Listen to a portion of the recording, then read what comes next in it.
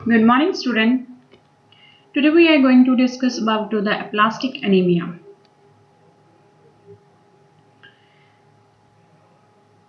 First is aplastic anemia. Anemia, blood has to the low than the normal numbers of the RBC. Anemia ਸੀ ਉਹਦੇ ਵਿੱਚ consider ਕਰਦੇ ਆ ਜਦੋਂ RBC ਦਾ normal level ਨਾਲੋਂ reduce ਹੋ ਜਾਂਦਾ। ਨੈਕਸਟ ਵਨ ਸਾਡੇ ਕੋਲ ਆ ਜਾਂਦਾ aplastic anaemia. Body bones marrow fail to make the enough red blood cell, ਜਿੱਥੇ ਕੀ ਆ ਬੋਡੀ ਬੋਨ ਮੈਰੋਸ ਨੇ ਉਹ ਪ੍ਰੋਡਿਊਸ ਹੀ ਜਿਹੜੇ ਨੇ ਰੈੱਡ ਬਲੱਡ ਸੈਲਸ ਨੇ ਉਹਨਾਂ ਦੀ ਪ੍ਰੋਡਕਸ਼ਨ ਨੂੰ ਘਟਾ ਦਿੰਦੀ ਆ। It can develop to the suddenly and slowly. ਇਹਦੇ ਵਿੱਚ ਕੀ ਹੈ ਕ੍ਰੋਨਿਕ ਡਿਸੀਜ਼ ਕੰਡੀਸ਼ਨਸ ਦੇ ਵਿੱਚ ਵੀ ਆ ਸਕਦਾ ਜਾਂ ਫਿਰ ਸਡਨਲੀ ਅਕਿਊਟ ਦੇ ਵਿੱਚ ਵੀ ਆ ਸਕਦਾ ਹੈ। ਅਕਿਊਟ ਦੇ ਵਿੱਚ ਇਹਦਾ ਇਫੈਕਟ ਪੈ ਸਕਦਾ ਕੋਈ ਵੀ ਇਮਿਊਨੋਲੋਜੀਕਲੀ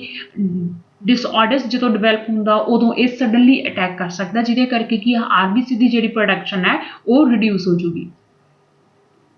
next is the bone marrow, RBC, red blood cell, white blood cell and platelets. ਤਿੰਨ ਤਰ੍ਹਾਂ ਦੇ ਜਿਹੜੇ ਸੈਲਸ ਨੇ ਉਹ ਬਲੱਡ ਕੰਪੋਨੈਂਟਸ ਦੇ ਵਿੱਚ ਹੁੰਦੇ ਆ। First is bone marrow, red blood cell ਬਣਾਉਂਦਾ। White blood cell, white blood ਦੇ ਵਿੱਚ ਕੀ ਹੁੰਦਾ ਲਿੰਫੋਸਾਈਟਸ ਹੁੰਦੇ ਆ, ਮੋਨੋਸਾਈਟਸ ਹੁੰਦੇ ਆ, ਐਸਿਨੋਫਿਲਸ ਹੁੰਦੇ ਆ, ਬੇਸੋਫਿਲਸ ਹੁੰਦੇ ਆ ਐਂਡ ਨਿਊਰੋਫਿਲਸ ਆਉਂਦੇ ਨੇ। Then platelets. ਕਾਜ਼ਸ ਕੀ ਹੁੰਦੇ ਨੇ ਕਿ ਜਿਹੜੇ ਕੀ ਆ ਐਪਲਾਸਟਿਕ ਅਨੀਮੀਆ ਡਿਵੈਲਪ ਹੁੰਦਾ। ਰੇਡੀਏਸ਼ਨ ਐਂਡ ਕੀਮੋਥੈਰੇਪੀ ਟ੍ਰੀਟਮੈਂਟ, ਜਦੋਂ ਕਿਸੇ ਵੀ ਬੋਡੀ ਦੇ ਵਿੱਚ ਕਿਸੇ ਵੀ ਫਾਰਮ ਦੇ ਵਿੱਚ ਕੈਂਸਰ ਜਾਂ ਕੈਂਸਰ ਦੀ ਡਿਵੈਲਪਮੈਂਟ ਹੋਈ ਹੁੰਦੀ ਆ ਉਹਦੇ ਟ੍ਰੀਟਮੈਂਟ ਲਈ ਅਸੀਂ ਕੀਮੋਥੈਰੇਪੀ ਜਾਂ ਫਿਰ ਰੇਡੀਏਸ਼ਨ ਡਰੱਗ ਜਿਹੜੀਆਂ ਦਿੰਦੇ ਆ ਉਹਦੇ ਨਾਲ ਕੀ ਹੈ radiation therapy plus chemotherapy drugs ਦਾ ਸਾਈਡ ਇਫੈਕਟ ਹੋਣ ਨਾਲ ਪੇਸ਼ੈਂਟਸ ਦੇ ਵਿੱਚ ਕੀ ਆ ਬੋਨ ਮੈਰੋਸ ਨੇ ਜਿਹੜੇ ਉਹਨਾਂ ਦੀ ਪ੍ਰੋਡਕਸ਼ਨ ਹੈ ਡਿਸਟਰੋਏ ਹੋ ਸਕਦੀ ਆ ਜਾਂ ਬੋਨ ਮੈਰੋ ਦੇ ਫੰਕਸ਼ਨਿੰਗ ਹੈ ਜਿਹੜੀ ਉਹ ਇੰਪੇਅਰਡ ਹੋ ਜਾਂਦੀ ਆ। ਫਿਰ ਬੋਨ ਮੈਰੋ ਕੀ ਕਰਦੇ ਨੇ ਆਰਬੀਸੀ ਦੀ ਜਿਹੜੀ ਪ੍ਰੋਡਕਸ਼ਨ ਆ ਉਸਨੂੰ ਰਿਡਿਊਸ ਕਰ ਦਿੰਦੇ ਆ। Next is the exposure to the chemical, solvent, benzines and industrial pesticide.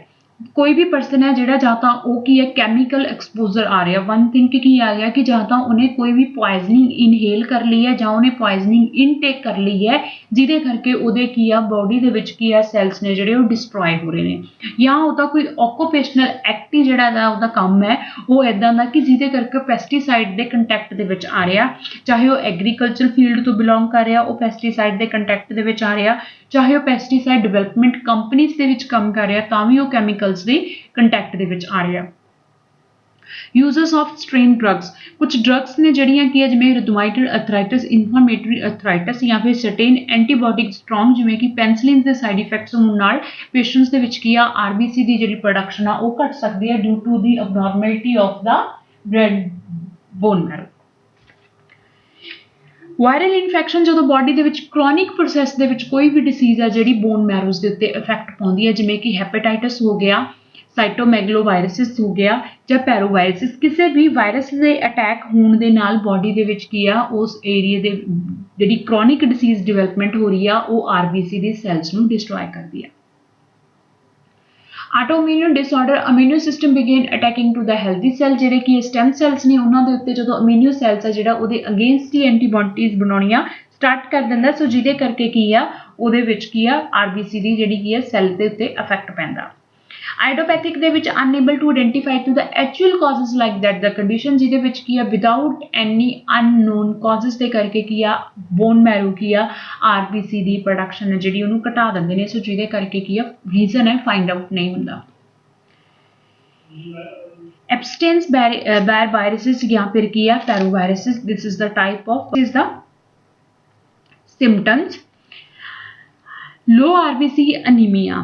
ਦੇ ਸਾਈਨ ਐਂਡ ਸਿੰਪਟਮਸ ਕੀ ਨੇ ਫਟੀਕ ਹੋਏਗਾ, ਸ਼ਾਰਟਨੈਸ ਆਫ ਦਾ ਬ੍ਰੈਥ ਹੋਏਗੀ, ਡਿਜ਼ੀਨੈਸ ਹੋਏਗਾ, coldness of the hand and feet ਹੋਏਗਾ, ਸਕਿਨ ਕਲਰ ਪਾਲਰ ਹੋਏਗੀ। Next is the chest pain ਹੈ patients ਨੂੰ ਕੰਟੀਨਿਊਸਲੀ ਹੋਏਗੀ। ਜਦੋਂ ਬਲੱਡ ਦੇ ਵਿੱਚ ਕੀ ਆ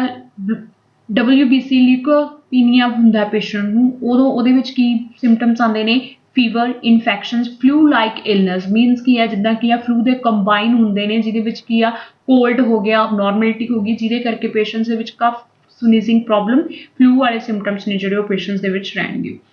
ਲੋ ਪਲੇਟਲੇਟਸ ਜਦੋਂ ਘੱਟ ਹੁੰਦੇ ਨੇ ਪੇਸ਼ੈਂਟ ਨੂੰ ਥ੍ਰੈਂਬੋਬੈਕਟੋਪੀਨੀਆ ਹੋ ਰਿਹਾ ਪੇਸ਼ੈਂਟਸ ਨੂੰ ਤਾਂ ਰੈੱਡ ਸਪੌਟ ਹੁੰਦੇ ਆ ਸਕਿਨ ਤੇ, ਪ੍ਰੋਲੋਂਗ ਬਲੀਡਿੰਗ ਹੁੰਦੀ ਹੈ, ਜੇ ਬਲੀਡਿੰਗ ਕੱਟ ਲੱਗ ਜਾਂਦਾ ਤਾਂ ਲੌਂਗ ਟਾਈਮ ਤੱਕ ਹੁੰਦੀ ਆ। ਈਜ਼ੀ ਬ੍ਰਸ਼ਿੰਗ ਮੀਨਸ ਕੀ ਹੈਗਾ ਕਿ ਬਲੱਡ ਵੈਸਲਸ ਨੇ ਜਿਹੜੀਆਂ ਉਹ ਈਜ਼ੀਲੀ ਬਰਸਟ ਕਰ ਜਾਂਦੀਆਂ ਨੇ।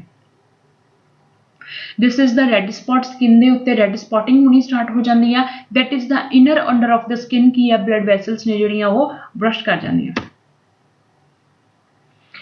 Lab diagnostic studies complete blood count ये की असं प्रॉपरली पेशेंट्स का कंप्लीट ब्लड करांगे जिहदे की RBC white blood cell and platelets के नॉर्मल कंपोनेंट्स देखांगे जिहदे असं उन्होंने नॉर्मल वॉल्यूम में ऑब्जर्व करांगे low HB to the HG level जोड़ा की होना सी वह हीमोक्रेटिक या फिर HB लैवल है जोड़ा असी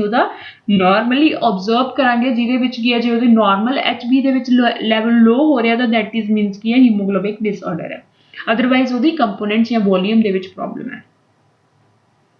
नॉर्मल ब्लड के की है रेटिकुलोसाइट काउंट के होंगे इनमैच्योर रेड ब्लड सैल्स जो बने तो होंगे ने पर वो प्रॉपरली मैच्योर नहीं हुए होंगे मैच्योर होने तो पहला ही वो सर्कुलेशन आ जाते हैं तो वो हाइपोक्सीआ लीड करते हैं कंपोनेंट आरपीसी मेल की 4.7 to 116 मिलियन सैल्स ने जोड़े माइक्रो लीटर के नाल पर होंगे ने ये की फीमेल 4.2 to 5.4 तक की है नॉर्मल रेशो हो जाते हैं हीमोग्लोबिन की है 13.18 to 70.22 ग्राम पर DL डेसीलीटर है जोड़ा की है 12 to लेके 15 ग्राम तक वीमेन्स दे नॉर्मल है मेटोक्राइटिक 40.72% होंगी है 36 to 44 तक परसेंटेज होंगी है WBC होंगी की है सैल्स पर माइक्रोलीटर के कंपेयर ए 405 to 10,000 तक होंगे platelets also same of to the microlitre की फॉर्म के होंगे पर नैक्सट इन्वेस्टिगेशन होएगा bone marrow test BM aspiration या तो असं बोन मैरो के फ्लूड की है एस्पिरेट करके फ्लूड का आइडेंटिफाई करांगे या फिर BM बायोप्सी टिश्यूज को लैके to find out to the bone marrow cancerous जो कैंसरस ग्रोथ है उसको फाइंड आउट करांगे एंटीबॉडीज टेस्ट है जोड़ा कि इम्यूनो सप्रैसिव डिसऑर्डर्स करके जोड़ा कि बॉडी के उस डिसीज ने अपने ही वो एंटीबॉडीज प्रोड्यूस करने शुरू कर दिते सो उस चीज़ को ऑब्जर्व किया जाएगा अदर टेस्ट के vitamin B12 and the blood test folic acid and B test का असीं टेस्ट करांगे जिहदे करके फाइंड आउट होगा अनीमिया हो क्यों रहा लीवर टेस्ट वायरल टेस्ट होंगे कोई वायरल डिसीज के करके क्रॉनिक प्रोसैस के करके या फिर लीवर की सैल प्रोडक्शन से उत्ते करके एक्सरे सीटी स्कैन जी कलर विजुलाइजेशन होएगा अल्ट्रासाउंड अमेजिंग स्टडीज होंगे to find out for to the bone marrows cancers and the further detail of the bone marrow treatment stem cell transplant stem cell की असं healthy cells को plant करते हैं जोड़े कि further जोड़ी इम्यूनिटी है वो कोडिंग बना के फर्दर वो डिवेलपमेंट करते हैं तो वो जी इम्यूनिटी सप्रैसिस हुई होंगी है उसमें इनहेंस करके एंटीजनस जो प्रोड्यूस हुए हैं वो अगेंस्ट एंटीबॉडीज जोड़े ने बनादियां ने जिहदे करके डिसीज है जी डिस्ट्रॉय हो जाती है इम्यूनो सप्रैसेंट ड्रग्स मैडिकेशन प्रिस्क्राइब करांगे जिहड़ियां कि वो इम्यूनिटी के उत्ते इफेक्ट पाउंदियां ने ठीक है next is the blood transfusion करांगे पेशेंट्स को जिहदे करके की है नॉर्मली आरबीसी है जोड़े ब्लड के सर्कुलेट करेंगे और पेशेंट का सिम्टमैटिक मीन की जो सिम्पटम आ रहे हैं लो अनीमिया के करके सो पेशेंट्स को की है असी सिम्पटम्स को क्योर करांगे बोन मैरो स्टिमुलेंट हम बोन मैरो स्टिमुलेशन के मैडिकेशन देवांगे जिहदे की बोन मैरो को स्टिमुलेट किया जाऊगा कि उन्होंने जी आरबीसी की प्रोडक्शन है उसको प्रमोट किया जा सके antibiotic and antiviral medication according to the any viral या फिर फ्लू काइंड जो सिम्पटम्स आते हैं उन्होंने प्रिवेंट करने के लिए प्रिवेंशन के avoid to the exposure to की कहने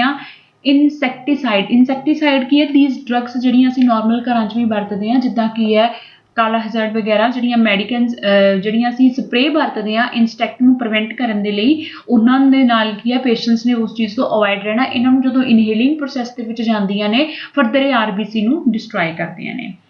हरबैक्सीसाइड्स आ जाते हैं टॉक्सिक्स ऑफ द प्लांट्स जिहड़े कि असीं प्लांट्स के उत्ते जिहड़े पेस्टिसाइड्स कीड़े वगैरह की स्प्रे करते हैं उहदे नाल हो जाते हैं ऑर्गेनिक सॉल्वेंट दे हुंदे कि कैमीकल दे नाल मेल के अदर्स जिहड़े कि कंपोनेंट्स बनाउणा जिद्दां कि असीं अल्कोहल नूं कह दईए जां उहदे विचले जिहड़े मटीरियल्स हुंदे ने या ऑर्गेनिक सॉल्वेंट्स दे विच कि 2 या 3 कंपोनेंट्स नूं या कैमीकल्स नूं कंबाइन करके जदों असीं कोई भी सोल्यूशन रेडी हो रहा उहनूं